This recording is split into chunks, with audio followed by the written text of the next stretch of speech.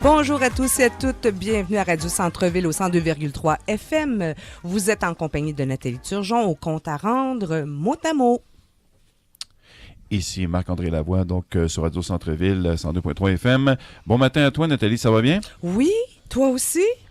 Ben oui, c'est le fun de t'avoir, 2 semaines de fil. On a, oui. Ben oui, puis justement parce qu'il y a beaucoup de choses qui s'en viennent, donc on a décidé de finalement faire un volet agenda. Oui, Ouais, oui. Et on a le plaisir ce matin d'avoir notre bon ami Yvon Jean qui nous accompagne. On a tout plein de monde avec nous autres. Bonjour Yvon. Ben, bon matin, Nathalie. Oui, ben, vous m'avez en deuxième heure aussi, c'est exceptionnel. Donc, j'étais là tout à l'heure d'entrée de jeu avec Élise Anne Poliquin, Yvon Danjou. Ben, bonjour, Nathalie, content d'être avec toi. Donc, tu vas nous présenter un peu plus, tu vas nous parler un peu plus en profondeur de ta chronique, qui tu vas recevoir. Oui, c'est ça. Alors, le petit volet agenda qu'on a de la difficulté habituellement à placer, à booker, oui. là, voilà. Donc, ce matin, c'est ce qu'on va faire, mais je veux saluer la présence aussi de Sonia Bergeron à la Oui, caméra. à la caméra, vous allez voir les belles images. Yvon Danjou, Monsieur Danjou qui est là. Bonjour. Et Bonjour. Élise Anne Poliquin qui est tout à côté. Bon matin, Élise. Bon matin.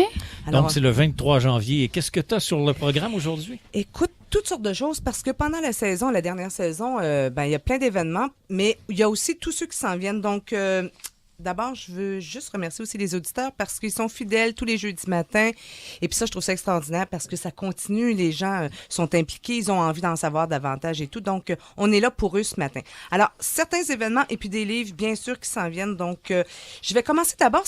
Savais-tu, d'abord? Moi, j'ai l'habitude de vous voyer les gens. On Oui, va la se tutoyer radio, ce matin. c'est là. Radio-Canadien, vous voyez, mais on va se tutoyer. Ah bon, OK. Ben, on se connaît alors. Oui, Ça, c'est oui. autre chose. Voilà. Alors, saviez-vous que, chers amis qui sont Oui. ici, saviez-vous que le 21 janvier dernier, donc avant-hier, c'était la journée mondiale du câlin? Du câlin, wow. Eh oui. Ben, C'est touchant. ben, c'est très touchant, mais il y a une petite histoire en arrière Oui, de ça. C'est pas ok. n'importe quoi. En fait, c'est pas arrivé comme ça par hasard. C'est arrivé en 1986 ou 89, dans ces années-là, à Winnipeg. Et c'est quelqu'un qui s'est aperçu que, tu sais, la période entre la fin du temps des fêtes puis le 14 février, c'est une période qui est difficile. Triste. Souvent, les gens se sentent tout seuls. Il y a plus de dépression, etc. Puis, il y a quelqu'un qui a eu la brillante idée, en fait, de nommer le 21 janvier comme étant la journée internationale mondiale, en fait, du câlin. Alors ça, moi, je trouvais ça absolument charmant.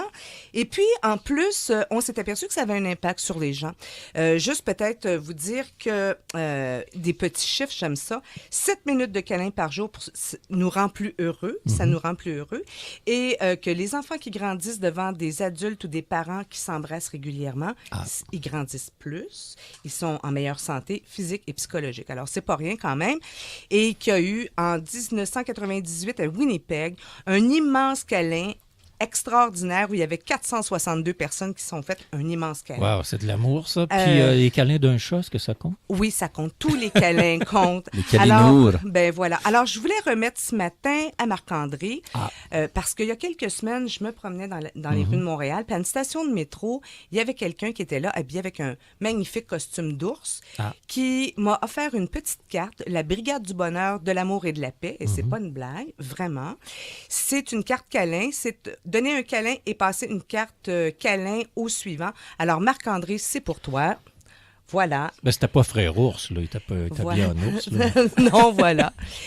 L'idée est très intéressante. Je peux Oui. vous dire que ça a un impact un peu partout au ok. Québec, alors, puis partout dans le monde. Donc, je trouvais que c'était intéressant de pouvoir commencer la chronique avec ça ce matin. Oui. Donc, à la fin de la demi-heure du 30 minutes, on se fera un immense câlin. Oui, avec des photos. Ben voilà. Parlant de câlin, juste, je sais pas, j'avais déjà commencé à vous parler d'un petit quelque chose la dernière fois, c'est-à-dire le pyjama party littéraire, livre, pyjama et pantoufles. Ça a eu lieu la première fois le 17 janvier dernier. Okay. Et c'est des gens, c'est une initiative vraiment extraordinaire. En fait, c'est 3 amis, 3 auteurs, Kim Thuy, Claudia Larochelle et l'attaché de presse Alain Labonté, qui partagent la même passion pour les mots. Mm-hmm. Ils ont eu l'idée, en fait, d'organiser des soirées où des artistes, toutes sortes d'artistes, liraient à haute voix des extraits puis des citations de leurs romans. Ah, mais Kim Thuy, d'ailleurs, qui invite même des gens chez elle, qu'elle ne connaît pas trop souvent, des Ben fois, oui, à partager des bribes de lecture. Ben voilà. Alors, ils ont fait une première tentative. C'est vraiment tout un concept. Les gens arrivent là en pyjama. Le public est invité en pyjama aussi. Et puis, il y a des lectures, mais c'est vraiment dans un esprit de cocooning, puis de prendre le temps vraiment de s'arrêter.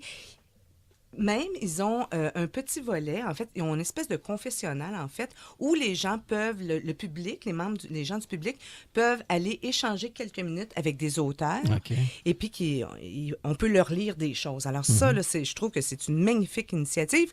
C'est des soirées littéraires, donc, au Lion d'Or, et de surcroît, ce qui est intéressant, c'est que pour chacune de ces soirées-là, on amasse des sous. Ça fait du profit. Et puis, c'est remis à des causes communautaires. La dernière fois, le 17 janvier dernier, c'était remis au Centre Filou. La prochaine fois, c'est le 7 février et c'est pour l'Auberge du Cœur. Oui, dans le sud-ouest de Montréal. Oui, voilà. Le 25 avril, c'est pour la Fondation Sommeil. Donc, toutes ces soirées-là. Et en plus, c'est que toutes sortes d'invités qui sont invités. Donc ça risque de faire un tabac. C'est une belle idée. Donc, là. est-ce qu'il y a des, doit y avoir des pages Facebook? On Oui, peut consulter, oui, tout à aller fait. voir sur la page de Kim Thuy. Oui, tout à fait. Kim Thuy. Ou mot à mot, tu vas le publier. Oui, mot à mot. Claudia Larochelle a publié des choses. Le grand initiateur de ça, c'est Alain Labonté, en fait, qui soutient toutes sortes de causes et puis qui a écrit des choses absolument magnifiques. Allez voir ça, là, c'est vraiment... les prochains artistes qui sont invités, il y a Marat Tremblay, Florence K, Monique Giroux. Quelle date? La prochaine fois, écoute, février? c'est en février, le 7 février. Ah, OK. Voilà. Et puis, on a juste à s'inscrire ou il y a des billets, là, on peut réserver là, facilement. Il y avait Winston McQuaid aussi. Donc, toutes sortes, une belle brochette. Sophie Fauché, vraiment une belle brochette de monde.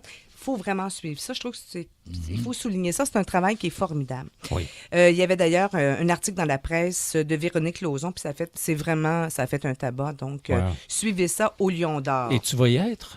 La prochaine fois, oui. Il a fallu que je me trouve un pyjama, quand évidemment. tu dors tout nu, qu'est-ce que tu fais? Ben écoute, je sais pas, là. Non, c'est une question. Amène tes photos. Oui, voilà. Un autre événement, si vous Oui. voulez bien, c'est le Festival Montréal en Lumière en collaboration avec Hydro-Québec, qui a le plaisir, en fait, on connaît déjà le Festival Montréal en Lumière.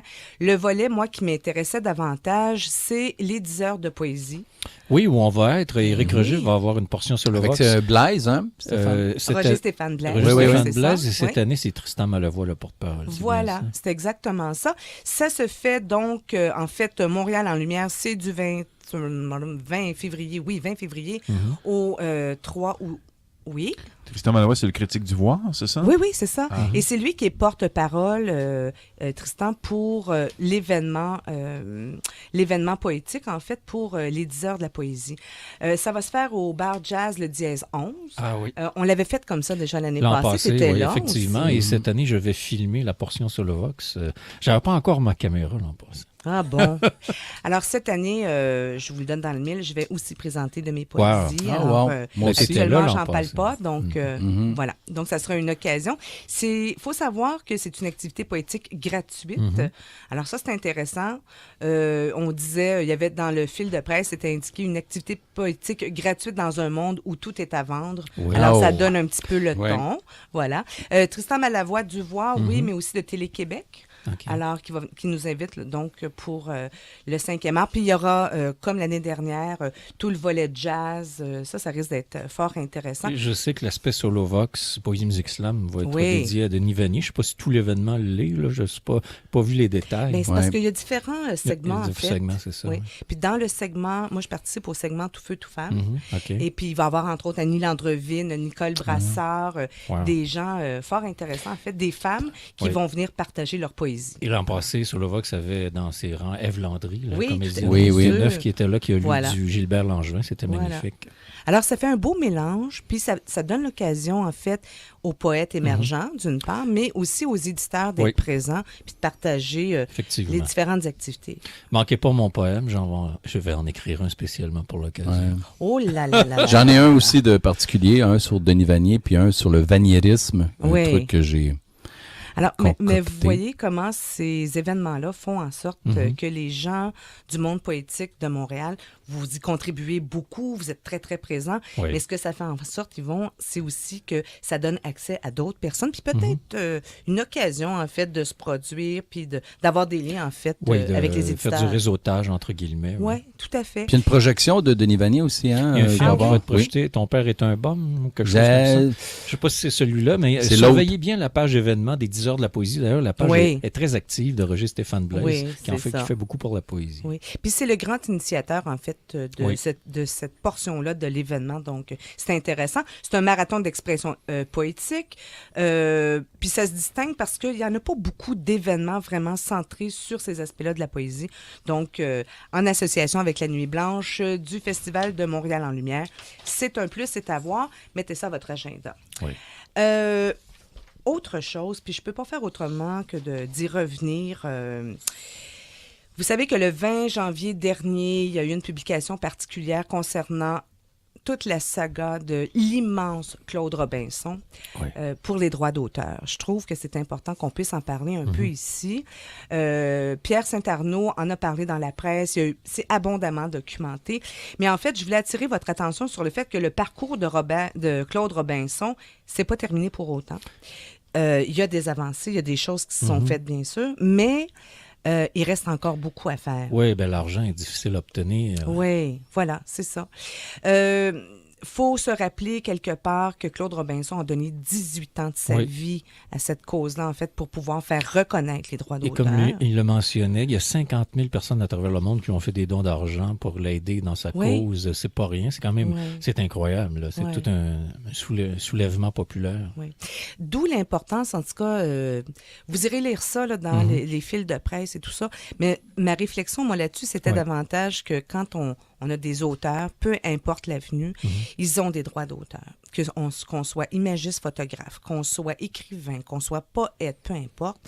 Ce respect-là, en tout cas, ça vient soulever toutes sortes de questions. Je m'excuse si ça fait éditorialiste, là, mais les gens ont donné du temps, donnent de leurs énergies, puisent dans leur créativité et tout ça. Et puis, du jour au lendemain, c'est plus rien qui existe. Mais ça devient encore plus pointu, ce sujet-là, avec tout ce qui se passe avec les médias sociaux, l'Internet, tout ce qui, ça voyage à une vitesse folle. Oui. On peut voler voler, entre guillemets, emprunter des choses à plein de monde, sans consulter qui que ce soit. Je ne sais pas où ça va mener. Comment tu vois ça, toi, Nathalie?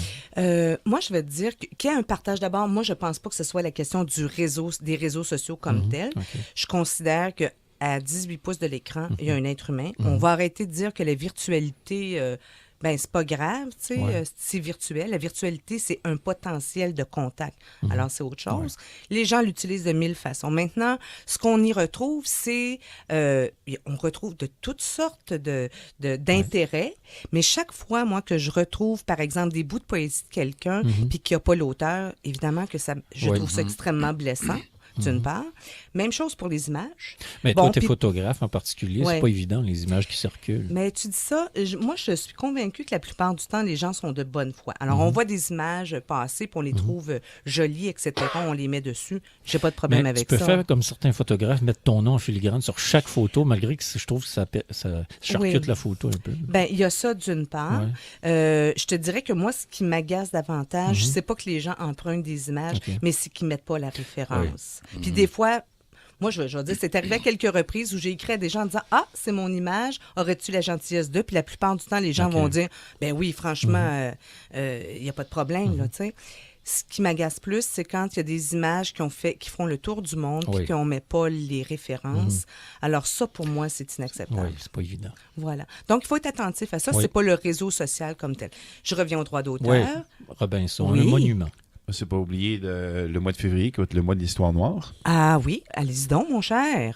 Il y aura plusieurs activités. Ils vont donc faire quelques émissions spéciales, mais ça, on pourra en parler. Oui, des invités spéciaux à dévoiler. Fulgence Blanc, potentiellement. Evan Supremes, avec qui j'avais fait de la poésie en créole à l'époque. Allez voir la vidéo. Ça tourne beaucoup sur YouTube. Il y a plus de 3000 personnes déjà.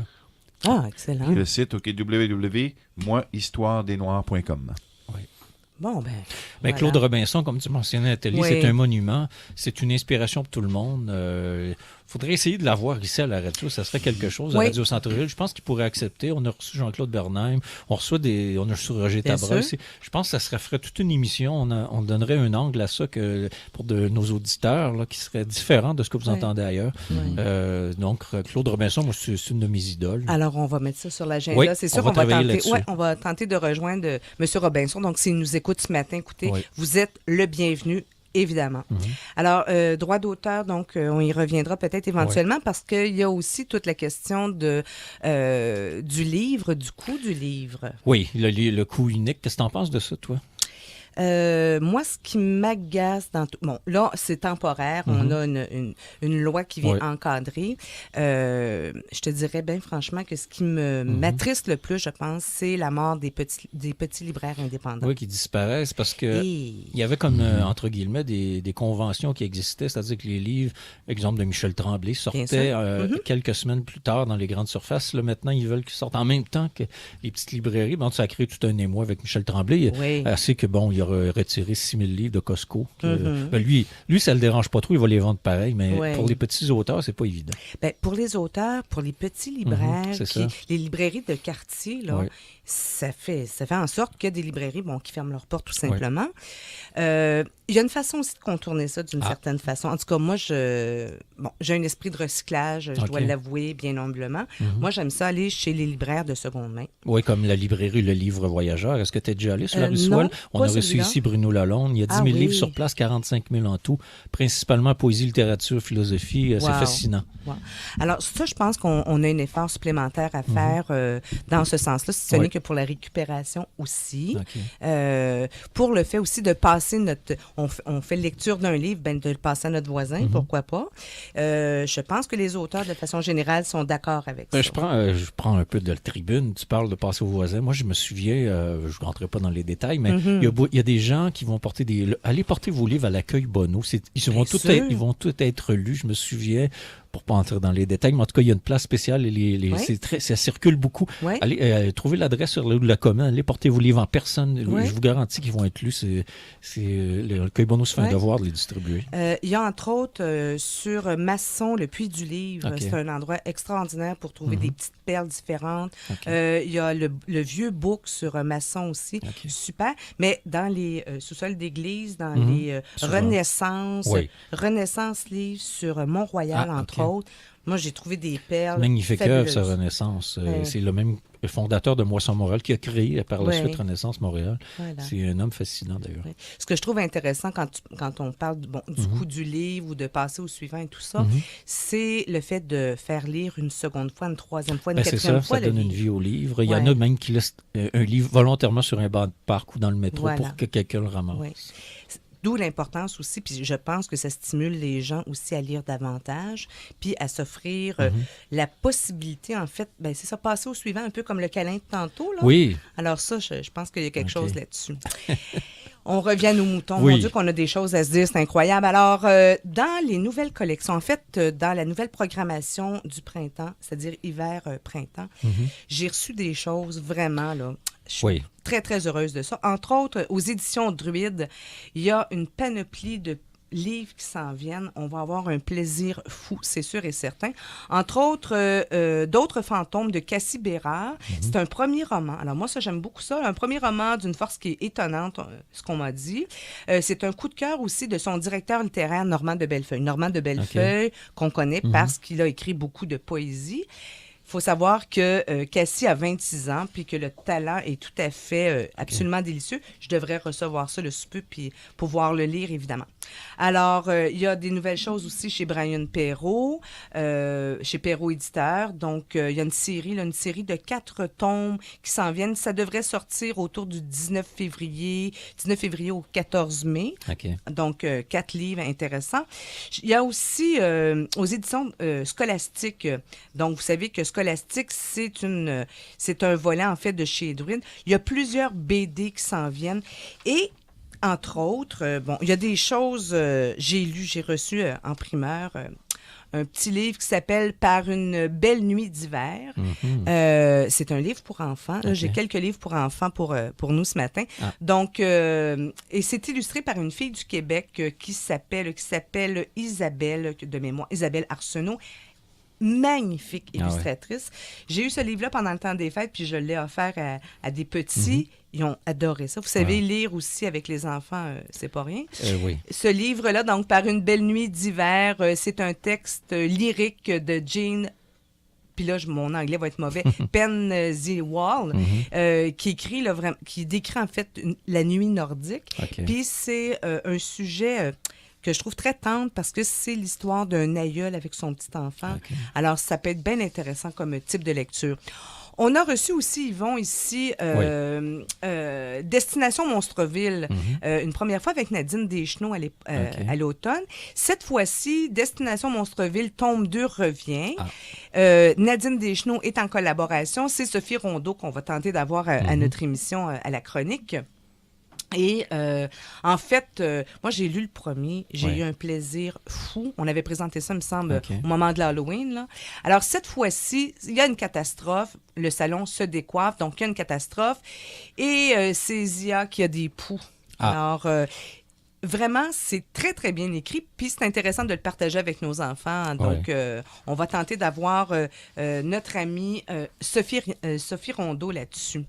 Des éditions Le Phénix. Alors, des éditions Le Phénix pour les enfants, encore une fois. C'est un album illustré pour les enfants à peu près de 6 ans et plus, là, je dirais. Ça s'appelle Le Calepin picoté avec un canard dessus. J'ai pas lu encore, mais j'aimerais beaucoup, oui, j'aimerais beaucoup recevoir le duo d'auteurs. Donc, c'est écrit par Pierre Chartré et Sylvie Rancourt. On devrait avoir ça d'ici quelques temps. Là, j'y vais en rafale, vous aurez compris ça. Un autre, encore pour les enfants, bienvenue à Roquetteville. Alors, c'est une série jeunesse aussi. C'est écrit par Daniel Bouliane aux collections Œil de chat, toujours aux éditions Phénix.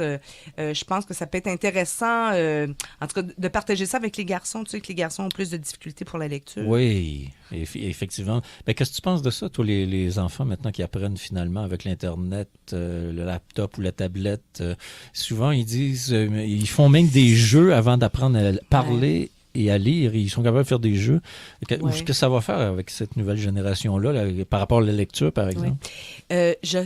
Je pense pas que ce soit nécessairement le moyen comme de stimuler les enfants à lire. Évidemment, en tout cas, moi, je suis de la génération du livre. Bon, je pense que la tablette, ça peut être intéressant d'une certaine façon parce que c'est pratique.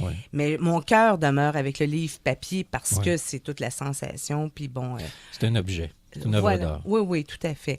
Maintenant, si ça peut stimuler les enfants à lire... Il faut savoir que dans plusieurs écoles, ils arrivent à l'école puis il y a l'obligation d'avoir la tablette. C'est ça, oui. Donc ça, déjà, c'est bon. Ceci dit, en tout cas, il y a des livres qui existent pour stimuler les garçons davantage. Il y avait, entre autres, souvenons-nous, le Maryse Pagé qui a toute une série extraordinaire pour stimuler les garçons, un peu sous la forme du journal intime. On y reviendra, puis je vais redéposer ça là, sur Mot à Mot. Oui, la page Facebook qui roule beaucoup. D'ailleurs, les vidéos, maintenant, la chronique, comme vous le voyez, parce que vous l'écoutez en vidéo, elle est maintenant filmée, elle le sera à l'avenir. Et donc, ça retrouve, toutes les chroniques vont être sur la page Mot à Mot, en YouTube. Donc, tous les invités que tu vas recevoir. L'autre jour, on avait André Descaries. Ça fait une magnifique entrevue. Donc, allez voir ça. Elle est en archive sur le site Mot à Mot. Oui, voilà. Alors, une dernière petite nouvelle aux éditions MA. Là, on est complètement dans d'autres choses. Oui, d'après le titre, oui. Oui, le titre, c'est Neveu d'Hitler, donc L'Enfer en héritage. C'est écrit par Bob Martin. C'est plus qu'un simple roman, ça, c'est entendu. C'est vraiment un reportage documentaire où il y a plusieurs faits qui sont authentiques. Et c'est un livre choc qui se déroule en fait au sein même de l'enfer le camp d'extermination d'Auschwitz. Oui, mais Neveu d'Hitler, est-ce que c'est son vrai neveu ou c'est pourquoi ce titre? Je veux pas aller trop loin. Ah, OK, donc découvrez le tout en achetant puis le je vais livre. ramener ça. C'est un pôle roman, mais il y a plusieurs faits qui sont... qui sont très véridiques. intriguant. Voilà. Chez à lire Dernier pas vers l'enfer, c'est de Maxime Houd. Ça, je vais y revenir parce que vraiment, c'est quelque chose qui risque de faire un tabac. Mais je vais y revenir parce que j'aimerais bien avoir Maxime ici. Oui, déjà. Ah bon, ben tu vois, c'est extraordinaire. Donc, on fera le lien à ce moment-là. Il y a aussi chez à lire Rick Mofia, Sans retour, au mois de mars, là, en librairie le 27 mars. Donc, on va avoir cette personne-là. Et il y a Elisabeth Vonenberg. Oui. J'ai Alors? un livre d'elle, passé Ben justement oui. par Maestro Lavoie. OK.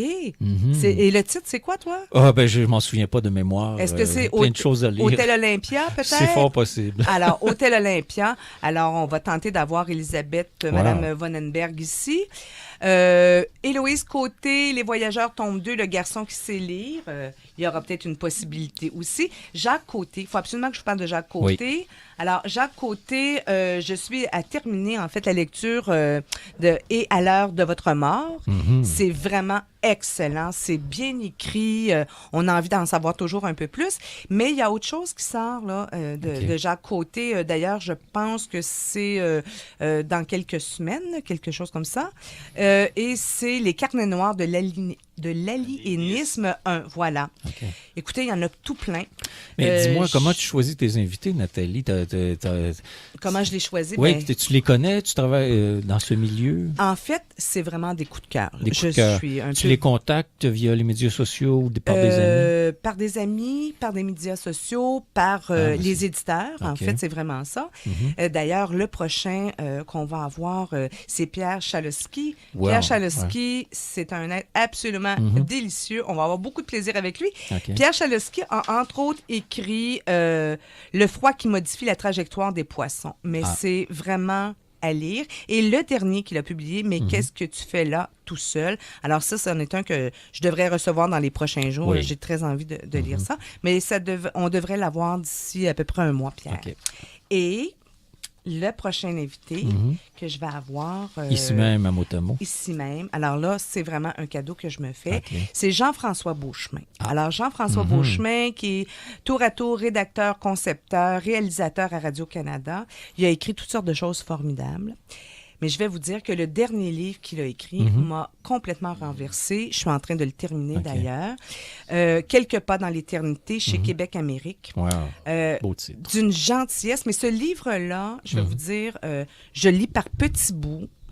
C'est vraiment une réflexion philosophique. En tout cas, moi, chaque fois que je me mets le nez dedans, vraiment, c'est extraordinaire. Et c'est notre prochain invité, en fait, dans quelques semaines. Oui, ne Donc, manquez pas ça. Suivez-nous à chaque semaine. Voilà. Alors, c'est déjà la fin. Ils vont... Grand merci à toi, Nathalie. Moi, je te supporte en vidéo avec Sonia Bergeron et on documente le tout. Ça circule. Il faut que ça circule. D'ailleurs, il y a plein d'autres projets incroyables qui s'en viennent pour faire circuler tout ça. Mot à mot, allez voir la page, cliquez j'aime, partagez-la. Et merci à toi, Nathalie, dans cette belle aventure de Radio Centre-Ville. Quelle équipe. Quelle belle équipe quand même. Voilà. Hein? Merci à toi, Élise, aussi. Merci de m'avoir laissé prendre des photos. Oui. Et bravo, Nathalie, du bon contenu. Ça me fait plaisir. Alors, un gros câlin à tout le monde. Oui. Vous écoutez Radio Centre-Ville au 102,3 FM.